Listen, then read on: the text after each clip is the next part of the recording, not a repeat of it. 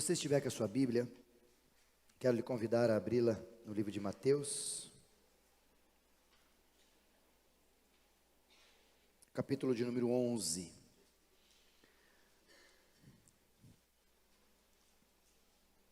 Ontem, quarta-feira, quarta para quinta, feriado, tive o privilégio de receber em minha casa a minha irmã, a Laodiceia, que agora está em Londrina já, o meu irmão Oséias, a esposa dele, a Kate, meu sobrinho, o Igor, está ali, né, sobrinho? O Igor está ali, meu lindo sobrinho, já vai pegar os últimos dias de férias, passou na faculdade, vai começar a aula daqui uns dias, né, Igor? Começar a faculdade já, e ele falou, vou passar uns dias na casa do tio, e veio para cá passar esse feriado, e ele ficou aqui, porque vai ficar treinando com o tio. Wagner, nós, ó, treinar com nós lá. E não é crossfit, viu, Roger? Perdão, mas não é crossfit. O Roger não tem nada a ver com isso, viu, Didi? Não é crossfit, é você, Didi. O Roger pode treinar, você não. E foi muito gostoso a gente passar esses dias juntos, e eu tive algumas experiências diferentes esses dias. Uma delas, fui treinar com o Wagner, né, Wagner? Ele foi judiar de mim nas pernas lá, ainda ficou zoando comigo, fui treinar a perna pesado, e estou sentindo até agora. Eu sei que você vai falar, precisa mesmo, pastor, mas fica na sua, ninguém te perguntou. Mas eu fui treinar a perna, e eu falei para ele, rapaz, na quinta-feira a gente treinou, na sexta-feira a gente treinou, né? E eu falei, Wagner, eu vou para São Paulo amanhã. Levar minha irmã, meu irmão, minha cunhada, meu sobrinho, minha esposa, na feirinha da madrugada. Só que eu falei isso depois que tinha treinado. Andar, vocês sabem como é que a gente... O meu sobrinho teve a capacidade de contar os passos, né, Igor? No celular lá, os programas que tem lá. Deu, acho que 14 mil passos na feirinha da madrugada. Sabe como é que é lá, né? Chegamos 2h30, 3 horas da manhã lá, andando que nem doido. E eu comprei duas coisas importantes, um shampoo que eu compro lá e uma meia nova. Tudo que eu comprei na Braz. Gente, mas nós andamos, Jesus de bicicleta. Aí eu lembrava do Wagner, falou, Jesus abençoe aquele homem do Senhor, que me ajudou nos treinos, que ele continue me ajudando. Recai sobre ele toda a bênção que ele deseja sobre mim. Lembrei de ti, mas lembrei bem, viu? Fique em paz. E chegamos em casa no sábado, tinha até compromisso, né, João? Mas não pudemos ir, que estava todo mundo arrebentado, dormindo assim, cansado demais da conta.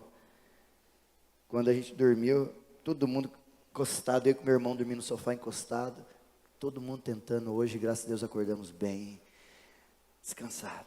Zero, pronto para outro. Se quiser amanhã, segunda-feira, treino de perna, estou dentro, vai, é nóis. O Didi não aguenta, mas eu aguento, nós vamos junto. Viu, Didi? Receba aí que a sua é essa, sempre. Esse cansaço que eu produzi, ou que foi produzido circunstancialmente comigo, eu dormi, descansei, voltei ao normal. Mas quando o cansaço que a gente tem, não passa com uma noite de sono.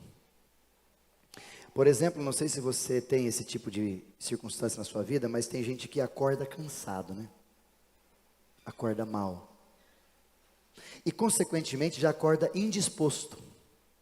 Talvez, juntando todo nesse balaio, acorda mal-humorado, acorda bravo. Parece que acordou chateado com a vida. Alguns dizem que um dos motivos pelos quais as pessoas têm esse tipo de ação ou reação, muitas vezes pode ser porque ela está vivendo um cansaço da alma. Algo que sono não ajuda. Algo que dormir 24 horas, como alguns de nós querem, não funciona. Algo do tipo, eu quero descansar e eu quero fechar os olhos, a hora que eu abrir, eu quero que tudo se passe, como um passe de mágicas, mas não funciona assim. E até talvez esse seu cansaço dessa pessoa, possa ser um cansaço emocional, porque tem vivido momentos com as suas relações, inclusive casamento ou filhos, ou no trabalho, extremamente estressante, de pessoas ruins, de pessoas terríveis, de pessoas desagradáveis, e a gente está cheio de gente assim. Não vou pedir para você olhar para o lado para ver se tem alguém, que senão você vai arrumar problema. Mas a gente está cheio de gente desagradável perto da gente. E a gente não tem muita escolha às vezes.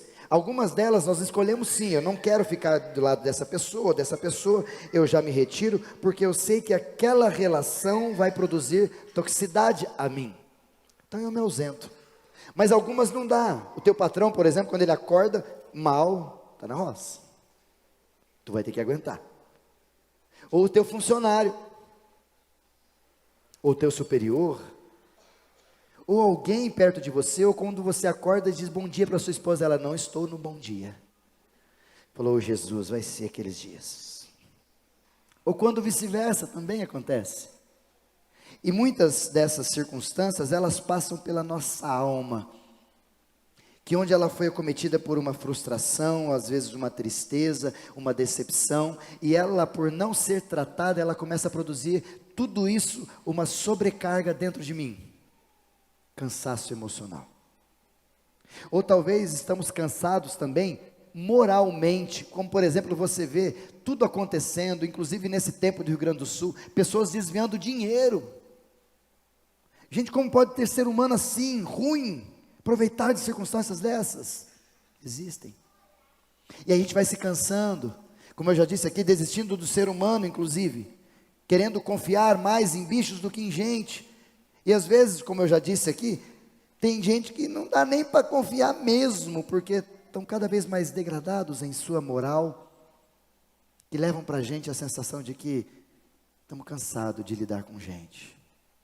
Talvez aí nos inclinamos para máquinas, trabalhar com computador, trabalhar com carro, trabalhar com coisas, já que as coisas não reagem como a gente vê os homens e as mulheres reagindo. Ou talvez o seu cansaço possa ser espiritual. Já imaginou no cansaço espiritual? Cansaço espiritual tem a ver com aquelas circunstâncias que talvez você enfrente, que você está orando, que você está pedindo, e Deus não responde. Você está ali tentando, de alguma forma, da sua forma espiritual, movimentar a roda da espiritualidade, e tentando de vários jeitos, mas a coisa não deslancha. Você está cansado. E aí chega aquele tempo onde você recebe um convite ou uma palavra do pastor, que eu mando sempre durante a semana. Oi querido, como é que você está? Estou com saudade de você. Mas eu não estou não, estou cansadão. De igreja, de pastor, de Bíblia. Cansado, quer-se não. Ou talvez seu cansaço, por último, seja apenas físico. Onde um bom descanso, uma boa relaxada, uma boa massagem, um momento bom te faz reaver a vida. O fato é que, apesar de estarmos ainda em junho, tem muita gente que não só esse ano, mas está vivendo cansado há muito tempo. E não só cansado, talvez a palavra que Jesus nos orienta nesse texto, nós vamos ler, sobrecarregados. E ele fala sobre essa expressão, se você tiver com a sua Bíblia, Mateus capítulo 11, versículo 28, Jesus nos utiliza da expressão, Evangelho de Mateus capítulo 11, versículo de número 28, não precisa pôr, Caio, segura aí um pouquinho, já a gente põe, para o pessoal trazer Bíblia de novo, projeto Traga a Sua Bíblia na igreja. Jesus nesse texto, ele faz um convite, vinde a mim, todos vós que estáis cansados e sobrecarregados. Quando Jesus fala dessa expressão de cansado, ele cita um grupo de pessoas, mas ele fala que tem um outro grupo de pessoas que ele chama de sobrecarregados.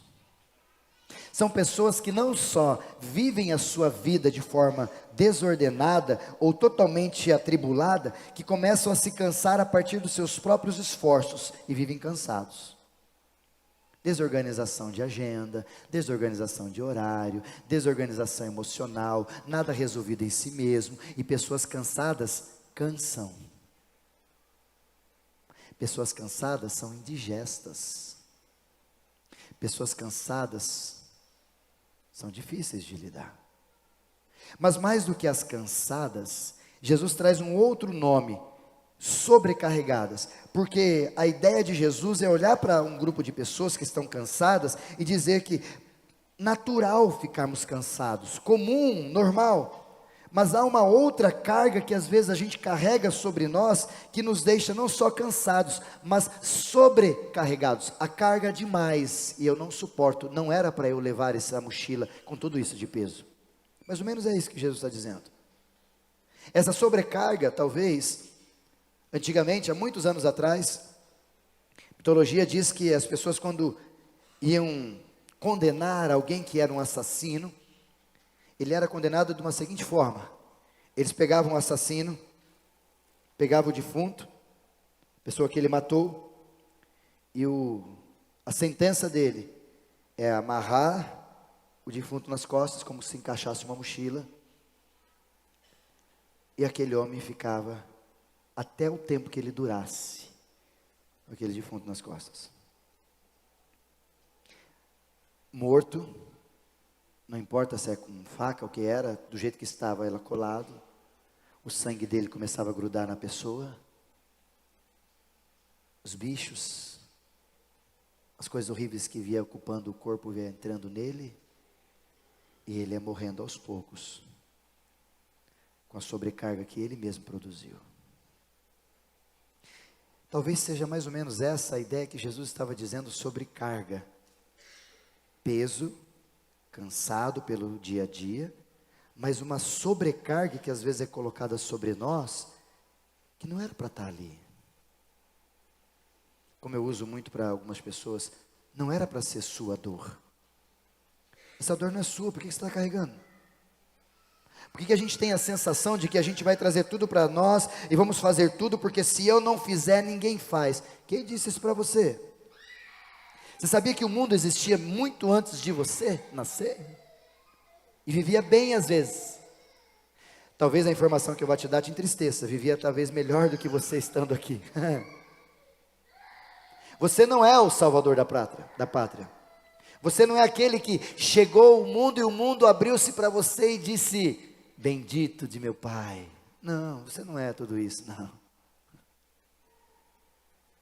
E por que a gente carrega esses pesos, ou esses elementos de sobrecarga, que às vezes a gente bota na mochila, dores que não são nossas, conflitos que a gente deveria ter resolvido e a gente vai deixando acumular, traumas que a gente deveria ter tratado e a gente vai deixando acumular, rompimentos de relacionamento familiar ou circunstancial, que a gente não se ajusta, a gente vai deixando acumular. E aquilo vai tomando volume nas minhas costas, na mochila, e eu vou vivendo e vou vivendo. É sobre esse tipo de vida que Jesus fala em Mateus capítulo de número 11, versículo 28. E ele não só fala, mas a evidência do texto é que Jesus percebe que nós estamos vivendo assim. E não está fora de tempo, pelo contrário, é atemporal. Quando Jesus olha para nós, e eu olho para as nossas igrejas, ou para as nossas ovelhas dessa igreja, e eu percebo como nós estamos vivendo cheio de gente cansada e sobrecarregada. A sua forma de relatar, a sua forma de estupim pequeno que você anda, o seu jeito agressivo, ou as suas palavras, mostram claramente que dentro de nós está ruim. Está ruim. E a grande pergunta talvez é: o que a gente faz com tudo isso? O que você faz quando você está nessa circunstância? Alguns talvez procuram beber, porque tomar às vezes faz a gente esquecer, inclusive fazem até música romântica por causa disso, né? Vou beber para ver se eu esqueço. Acabou o dinheiro com a bebida, acabou a bebida, voltou para casa, voltou normal, abriu os olhos, os problemas continuam ali. E talvez aumentaram, porque você aprontou algumas coisas enquanto estava bêbado. Tonto. Ou alguns às vezes vão para as drogas, porque nas drogas assimilar alguma coisa, trazer para si, também dá a sensação de que eu fico paz. Mas tudo é uma questão paliativa, porque quando você tem que voltar à realidade do teu trabalho, da tua família, dos teus encontros, dos teus relacionamentos, ou da verdade nua e crua da vida, você vai ser surpreendido de novo. E você vai perceber que os problemas não só talvez aumentaram, mas como eles continuam ali, dizendo para você: continua aqui. E nós achamos várias saídas, às vezes até exercício físico. Nada ruim de você fazê-lo, pelo contrário, eu vou exercitar porque eu esqueço das coisas. Aí você sai da academia, você volta, o celular toca, pagar conta, viu? É normal. Ou outro elemento, ou qualquer outra saída que nós temos para assimilar o nosso problema interno. Apóstolo Paulo, inclusive, salmista Davi, diz que a gente tem problema na alma. Por isso que Jesus, ao enxergar tudo isso, em Mateus capítulo 11, versículo 28, ele diz exatamente isso: vinde a mim os que estáis cansados e sobrecarregados. É um olhar do céu para mim, para você, recheado de amor de Deus, dizendo: eu sei o que você está passando, e eu quero te ajudar. Quando ele convida dizendo, vinde a mim, é uma expressão amorosa de Jesus dizendo, não precisa viver desse jeito, eu tenho saídas para você. E quando Jesus diz isso, ele continua dizendo, vinde a mim os que estáis cansados, sobrecarregados, e eu vos aliviarei. Lendo o texto todo, tomai sobre vós o meu jugo, e aprendei de mim que sou manso e humilde de coração, e acharei descanso para as vossas almas. Ele vai finalizando o texto no versículo dizendo assim, o problema seu não é físico, é emocional, moral e espiritual, juntando tudo, perturba a tua alma. Resultado esse que não vai se extinguir, não vai ser anulado por uma noite boa de sono. E não vai ser retirado, perdão, para o final do ano, quando você tem férias. Mas aqui Jesus faz um convite, e eu quero que você entenda isso, de duas formas. O primeiro convite que Jesus faz para a gente, é um convite que quero que você aprenda isso hoje, na esfera da superficialidade. Ele chama de alívio. Por isso que o versículo 1, o versículo 28, o primeiro do texto, diz, vinde a mim, os que estáis cansados, sobrecarregados, e eu vos aliviarei. Há um contato com Jesus que, se você tiver, já resolve muita coisa da sua vida. Quer se entregar para Ele, quer se render ao senhorio de Jesus, quer perceber que a gente não faz nada, não é nada e não somos mesmo nada sem a graça misericordiosa de Jesus sobre a nossa vida. E quando nos encontramos com Jesus, de fato e de verdade, há um alívio, porque agora os traumas, as dificuldades e as angústias da eternidade são anuladas, são resolvidas. O problema da escravidão do meu pecado é ajeitado, ajustado, e eu começo a viver com menos angústias, que agora, em vez de viver as da fora, agora eu começo a olhar para dentro de mim, a partir de uma nova cosmovisão. Mas o problema é que muitos de nós ficam nesse primeiro convite de Jesus. Porque quando Ele chama a gente para vir, Ele diz, vinde a mim quem está cansado e sobrecarregado, e eu vou te aliviar. Paliativo, circunstancial. É como você ir ao dentista, e de repente não dá tempo de você ir ao dentista naquele dia, e passa a noite, normalmente dente dói de noite, né? Não sei se vocês assim, mas dente dói de noite, no dia que nós não pode ir para o dentista, ou o dentista não pode nos atender. O que você faz? Segredinho da mãe, né, querida? Não podemos. A mãe manda mensagem, o que você faz? Bota pó de café, bota não sei o que, faz não sei o que, aquelas coisas de mãe, de vó, de não sei das quantas, né? Aí às vezes você consegue o telefone de um dentista, ele fala, bota esse remédio, gota lá, tal, que vai dar melhorada. Aí você, alívio. Aí a dentista manda para você, aí amanhã a gente se vê no consultório. O que a gente faz? Coloca, alivia. Vai ver no consultório? Não vai. Melhorou. Passou. Aliviou. Então para que eu vou lá? Então dá para aguentar mais uns dias. Aí aguentar mais uns dias já sabe o resultado que vai dar. Mas a gente é assim. Enquanto a gente está naquela luta, naquela demanda, quando alguma coisa vem sobre nós e nos alivia, a gente já fica satisfeito. E é bom estarmos satisfeitos, mas não é todo o processo que Jesus quer que a gente viva. E eu trouxe esse tempo, essa palavra para a gente pensar, porque eu vejo que muitos de nós, às vezes, estão vivendo relacionamento com Jesus a partir só do alívio. Como, por exemplo, você vir aqui na igreja, num domingo festivo como esse, um momento de louvor, de adoração, um culto abençoado, uma santa ceia maravilhosa, e fala, ufa, ai que gostoso que foi, maravilha. E você vive o restante da semana como se Jesus não existisse mais, porque você nem fala com Ele, nem conversa com Ele, nem lê o que Ele quer falar com a gente. Ele só te aliviou como um domingo alivia qualquer pessoa que não está bem. Você está sentado numa poltrona boa, que gostoso, nada te incomoda, um ar tranquilo, agradável, um som, ambiente tranquilo. Então está tudo bom, você está cansado, sobrecarregado, mas aqui você começou a, estou mais tranquilo, alívio. E culto é alívio, ouvir alguém é alívio, conversar com alguém de Deus é alívio, e nada de errado sobre isso, pelo contrário, momentos da vida, às vezes precisamos dessas demandas de alguém nos aliviando a vida.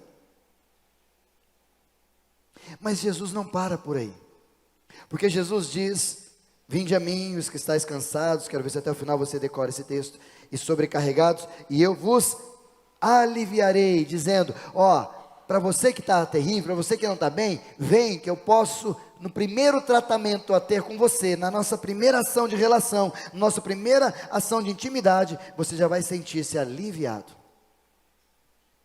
Só que aí no versículo seguinte, o 29, Jesus começa a mudar um pouco a linguagem. E ele diz assim, tomai sobre vós o meu jugo, e aprendei de mim, que sou manso e humilde de coração. E então, finalizando o texto, e acharei descanso para a vossa alma. O que Jesus está querendo dizer no versículo 29, por favor, Caio, coloca o 29 só para a gente deixar ali, para a gente lembrar. É que há um convite de Jesus no primeiro nível, versículo 28. Coloca o 28, por favor, Caio. Eu darei descanso. Coloca outra versão, aliviarei, que o descanso não é a melhor palavra ali, Caio, se você tiver aí. Esse é o primeiro convite de Jesus para a gente. Vinde a mim, os que estáis cansados, sobrecarregados, e eu vos aliviarei. Mas o segundo convite de Jesus, por favor, Caio, 29, ele coloca algumas outras coisas que é mais difícil da gente viver. Tomai sobre vós o meu jugo, guarda essa palavra, e aprendei de mim, que sou manso e humilde de coração, e então encontrareis descanso para as vossas almas. Eu gosto da palavra descanso aqui e não lá, dessa versão, porque lá não é descanso, lá é alívio. Alívio é quando você sabe que o negócio está ali e você só aliviou o problema. Por isso que você coloca um trem no dente para aliviar, mas você sabe que você precisa procurar um dentista. Descanso não é assim. O descanso proposto por Jesus aqui, inclusive no conceito normal, é você ter paz, é você ter tranquilidade e saber que aquele momento que você está vivendo está trazendo renovo, restauração física, emocional e espiritual para todo o teu corpo, tua mente, as suas emoções. Isso é descanso. E Jesus na primeira propõe alívio, na segunda propõe descanso. Talvez aqui uma das escolhas que a gente tem falado durante o culto que você vai ter que fazer é qual convite de Jesus você vai ficar. Porque o primeiro convite de Jesus é paliativo, é leve, é de boa, não requer muito compromisso. É só você curtir Jesus. E vai numa igreja legal. Espero que você vá numa igreja bíblica, que fale da palavra. Mas vai numa igreja boa. Aí você vai sair feliz, oh que bom, Jesus é bom, aleluia. Ou assista um podcast, ou uma mensagem no YouTube, em qualquer lugar, que você vai ficar feliz e aliviado a despeito do momento difícil que você está vivendo. Nada contra, mas não é só esse nível que Jesus nos convida nesse texto. Porque aqui para frente no 29, ele diz uma outra proposta, para a gente chegar no descanso, na convicção clara de que as coisas estão diferentes, a gente precisa ter duas coisas importantes. Primeira, se subjugar ou pegar o jugo dele para ser sobre nós e começar a aprender dele. Essas duas palavrinhas. Antes, para você entender o jugo, quando Jesus fala sobre jugo, ele está falando sobre 3 formas de jugo. A primeira forma de jugo é o jugo do animal, que você talvez não conheça, mas depois você procura no Google lá. É uma madeira que tem 2 ganchos, e aquela madeira é utilizada nos animais, esse jugo, para ensinar os animais xarope. Coloca naquele que vai já é treinado, naquele que já sabe o que tem que fazer, o trecho que precisa fazer, a forma que precisa andar, coloca nele e coloca do lado aquele que está aprendendo ainda, o aprendiz. Ou aquele que é meio xarope, aquele que é meio brabão. Para quê? Porque na hora do jugo ali, ele encaixa. Normalmente, o daqui é muito mais forte do que o daqui. Aí ele encaixa nesse jugo, e esses dois vão indo, caminhando, fazendo o que tem que fazer, e esse aqui vai aprendendo com o jugo desse, a viver certo. Esse é o jogo dos animais. No sítio a gente tem bastante isso. Seu Carlos já deve ter usado um desses, né, seu Carlos? Os bichinhos lá, já viu os jogos assim. Há um outro jugo que a gente chama de jugo humano, que é um jugo que às vezes você pode observar também, que é a mesma coisa, só que em vez de colocar dois animais, é um que é colocado sobre as costas, e você coloca dois baldes ou duas vasilhas para equilibrar, e você vai andando com aquele jugo. Aquilo lá também é chamado de jugo, que ele alivia o peso para você ter proporções. Não é crossfit, viu, Didi? Nada a ver com crossfit, bem com essa não. É só uma barra, talvez agachamento, né, Wagner? Mas não é crossfit. E uma barra aqui que você alivia o peso e vai levando as coisas para lá e as coisas para cá. Esse é alívio. Mas tem um terceiro jugo, que é especificamente disso que Jesus está falando, que naquela época existiam algumas escolas judaicas, que eram muito importantes. E essas escolas judaicas determinavam que para você ser daquela escola, ou vou exemplificar para você entender melhor. Existiam algumas igrejas denominacionais daquela época, que para você ir na igreja X, você precisava fritar ovo certinho, não pode deixar mole. Se você deixar mole, é pecado. E tinha uma outra igreja, a Shammai, vamos usar assim, Hillel e Shammai, as duas escolas da época judaica, que se você fritar o ovo e não deixar mole, é pecado. O que dizia Jesus no contexto de Mateus capítulo 11, é essa discussão, porque Jesus estava conversando com os fariseus e com os homens da lei, e estava dizendo assim para eles, nessa discussão, que foram todas as horas do ministério de Jesus, foi problema com eles. E alguns deles queriam colocar sobre algumas pessoas, e o rabino tinha essa capacidade de fazer, dar um jugo, fala, ó, nós vamos interpretar isso aqui assim, então o ovo vai ser frito ao ponto. Esse é o jugo de Jesus. Uma escola dizia que o ovo tinha que ser mole, outra escola dizia que o ovo tinha que ser duro. Estou traduzindo simplista, mas por exemplo, quando Jesus pegou a lama do chão para lavar os olhos para uma escola Hillel, Jesus estava trabalhando, por isso que ele foi punido e chamado a atenção. Porque ele pegou pó do chão, mexeu com água para curar alguém, isso para eles era trabalho. Para outra escola não era trabalho, era só um milagrezinho. E aí Jesus vem dizer para nós que esse tipo de jugo, ou essa religiosidade que eles estão colocando, está pesando as pessoas. E aqui que entra uma coisa muito importante que você precisa talvez fazer uma boa reflexão, é se talvez aquilo que você tem como relação com o divino, não é religião e não é evangelho, porque você está pesado. Não te faz bem estar como você está com Deus. Talvez o problema não seja do céu, talvez o problema é a minha forma de enxergar o céu. Talvez eu olhe para o céu e acredito que o céu tem que fazer todas as minhas vontades. Como você ouviu uma vez numa musiquinha de uma moça dizendo, tudo que eu pedi o cara lá de cima vai me dar. Gente, quem dá tudo lá de cima para nós é Satanás, não é Deus. Ele mesmo disse isso numa das suas conversas com Jesus. Se prostrares e me adorares, tudo que você pedir eu vou te dar. Nunca foi palavra de Jesus e nem de Deus, foi palavra de Satanás. Por isso que talvez a gente olha para cima e de repente Deus não dá o que eu quero, eu coloco, eu oro, eu jejuo e tal, e aquilo por não ser claro, e eu não estou entendendo quem eu sou e quem Ele é, e a nossa relação é de religiosidade, de troca mesmo, está pesado, e vai ser mesmo. Por isso você não aguenta ler a Bíblia, não aguenta ver um pastor, não aguenta alguma coisa dessa, porque mentiram, viu, para você lá atrás, a despeito de ser religião, ou para falar do Evangelho, ou para dizer que para você ser da igreja, você tem que fazer isso, tem que fazer aquilo, você tem que fazer aquilo, isso é tudo é jugo. E mais do que jugo, naquela época já tinha o jugo dos fariseus, hoje tem um jugo de todos nós, pastores, e etc, etc. Você tem que fazer, que você tem o que, irmão? E eu estou dizendo de causa própria, diante dos meus companheiros, Porque muitos de nós, pastores, jogamos julgos sobre a igreja, ou sobre os homens e as mulheres de Deus, que não foi Deus que mandou fazer. E talvez esse problema de relacionamento meu com relação ao divino, dá essa treta, e pesa.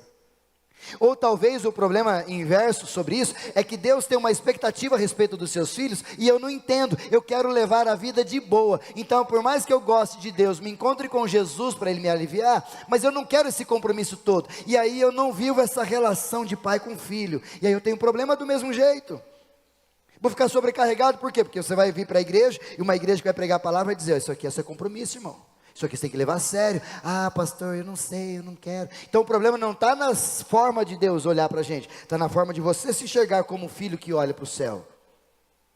De qualquer forma, esse problema, ou esse ruído, ou essa sujeira nessa comunicação que deveria ser perfeita, foi feita a partir do pecado. E se você não tiver um antídoto para arrancar esse pecado e alinhar de novo, ou tirar todos esses ruídos, essas sujeiras sobre a nossa comunicação com o Criador, eu e o Criador, o Filho com o Pai, nós vamos viver do mesmo jeito. E é isso que Jesus está dizendo aqui, quando você se entregar e saber que Ele pode te aliviar, Ele pode nos dar um nível melhor e maior para a gente viver. E o nível dele é, pega meu jugo. E aí quando Jesus fala sobre jugo, para você entender e deixar claro, Jesus está dizendo assim, querido, para você ter descanso para a tua alma, você precisa parar de ser orgulhoso. Uma vez eu perguntei para um senhor do sítio, qual que é a maior função do jugo? Ele disse para mim, fazer orgulhoso ser gentil.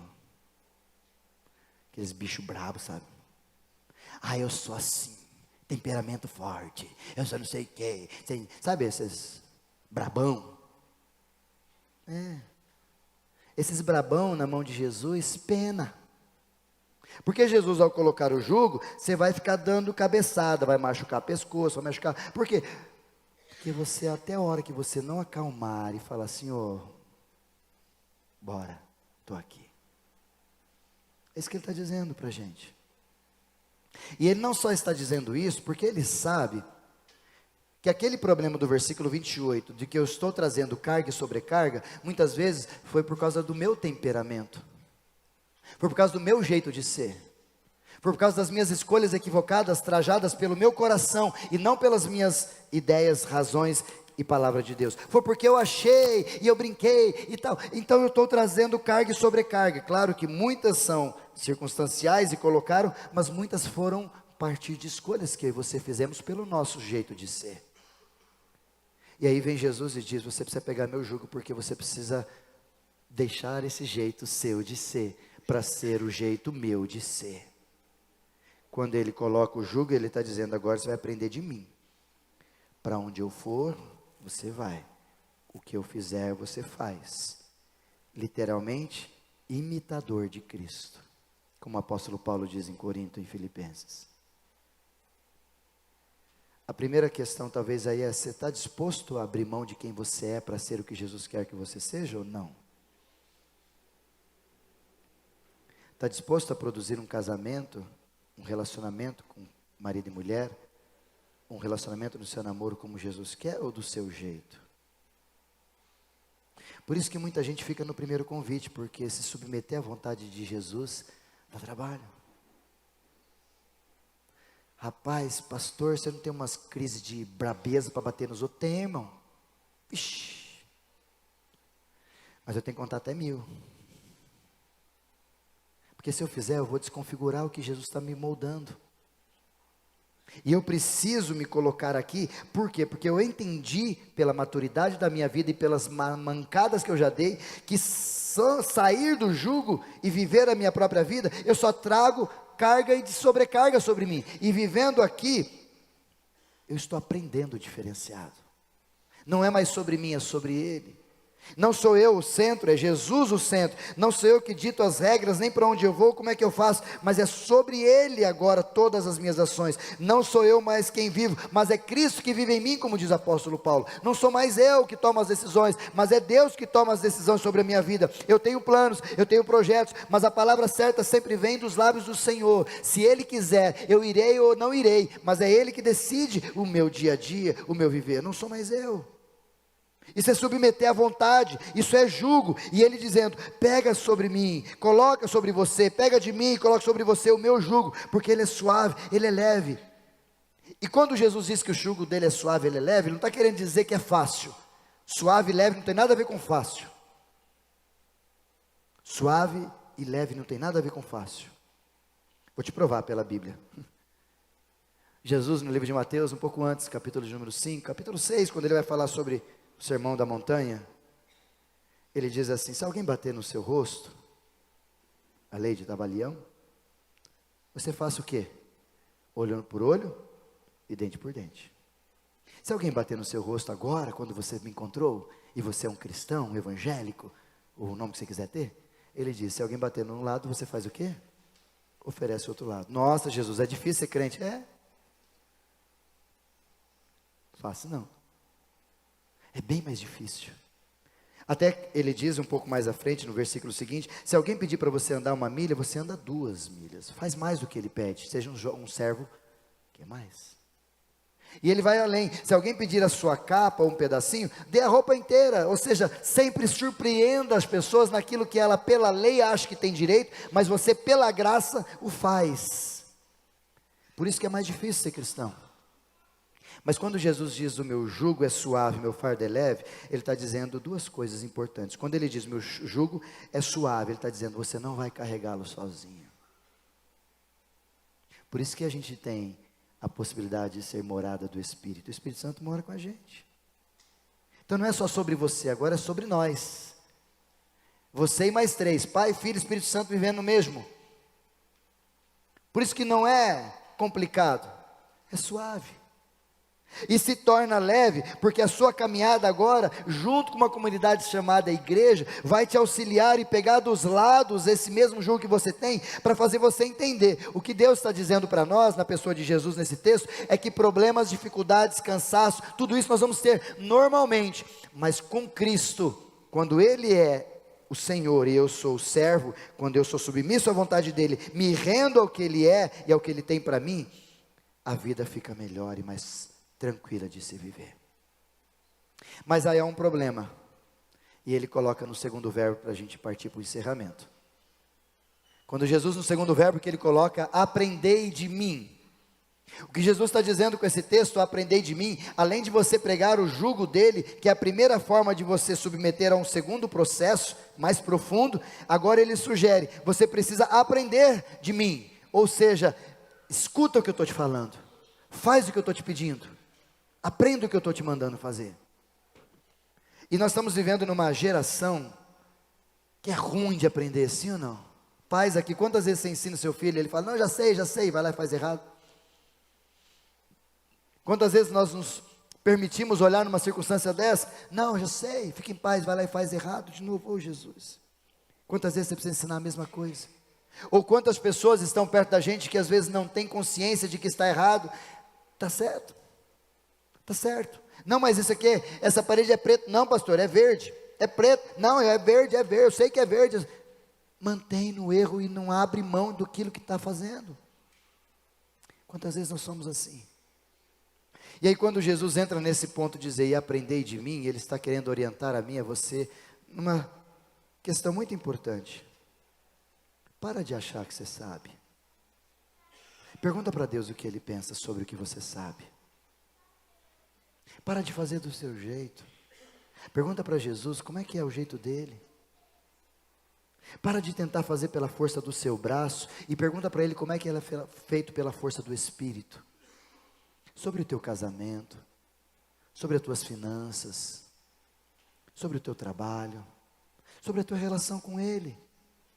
Por que a gente não se submete a uma nova escola, e agora essa escola desse rabino chamado Jesus, que ele vai nos ensinar a respeito de como nós deveríamos nos portar, e os discípulos aprendem isso rapidamente, tanto que na primeira possibilidade de pedir a Jesus, eles chegam para Jesus: Senhor, ensina-nos a orar. Porque eu achei que eu sabia, mas agora o Senhor falou que Deus é Pai, eu já não tenho mais falar sobre isso. Como é que funciona isso? Eu achei que eu sabia. Eu achei que eu sabia educar meus filhos, Pai, mas não estou conseguindo. Volte para a palavra. Eu achei que eu sabia lidar com a minha esposa. Eu achei que eu sabia lidar com meu esposo, mas eu não estou conseguindo. Volta para a palavra. Eu achei que eu sabia lidar com as pessoas do meu trabalho. Eu achei que eu sabia lidar com tantas coisas. Nossa, Senhor, aprendei de mim. Volta para a palavra e veja o que Deus tem para nos ensinar. E talvez nesse ponto a gente deveria investir muito mais do que a gente imagina. Eu fiz 2 casamentos esses dias. Ontem, inclusive, sexta-feira, né, Felipe? Felipe e Laís, sexta-feira. E do Davi e a Lá ali, recém-casados também, os 2 casais de lua de mel, né? Entre nós. E pasme vocês, 50%, 47,9% para ser exato, quase 50% dos casamentos no Brasil não duram até o final, separam. De cada 2, um não vinga. Por que será? Será que é porque a gente está pegando os moldes do mundo para ser casamento, quando a gente deveria pegar nos moldes da palavra para fazer casamento? Uma vez pregando sobre casamento e falando num casamento, eu disse uma frase, uma pessoa veio me interrogar, impelir e chamar minha atenção de forma refutável para dizer: pastor, tu foi muito duro naquela frase. Quando eu usei a expressão de Jesus, até que a morte lhe separe. Como eu usei a expressão do texto de Noemi, quando ele diz: que seja a morte o castigo que me separe de você. Isso é pesado, pastor, esse tempo agora já não é mais assim. Quem me chama a atenção está no 3º casamento. É o jeito dele viver casamento. É o jeito dele ser casado. E a gente vai achando isso uma normalidade. A gente vai achando que essas coisas vão fazendo sentido. Não, mas é a Bíblia. E o que é que a gente aprende de Jesus? E o que Jesus diz sobre a minha vida, sobre o meu casamento, sobre o meu relacionamento, sobre as minhas redes sociais? O que Jesus diz sobre a minha vida com Ele na palavra? O que Jesus diz sobre mim? O que Jesus diz? O que Ele ensina? É o que eu preciso voltar à palavra para ver.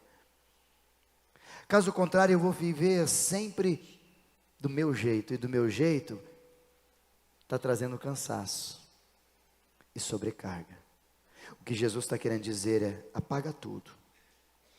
Eis que tudo se fez novo, as coisas velhas já ficaram para trás, agora é a nova forma de viver. E como que eu vou aprender? Nascendo de novo. E com quem? Comigo, Jesus. E Jesus nos ensina a ser diferente. A gente chama isso de segundo convite.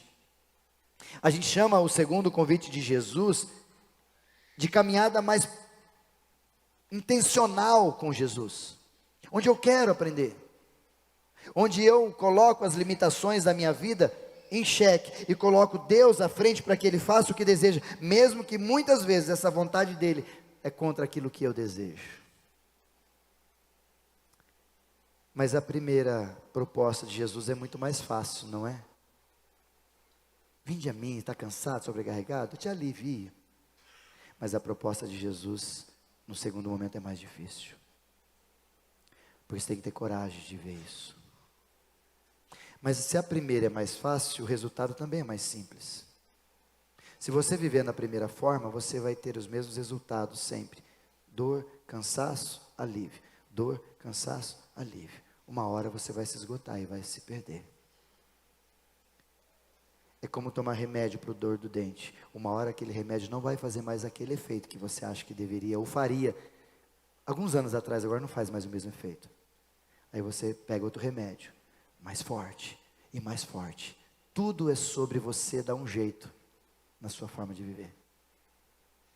Mas Jesus, da outra forma, Ele diz: vem para cá, submeta-se a mim, se renda ao meu ensino.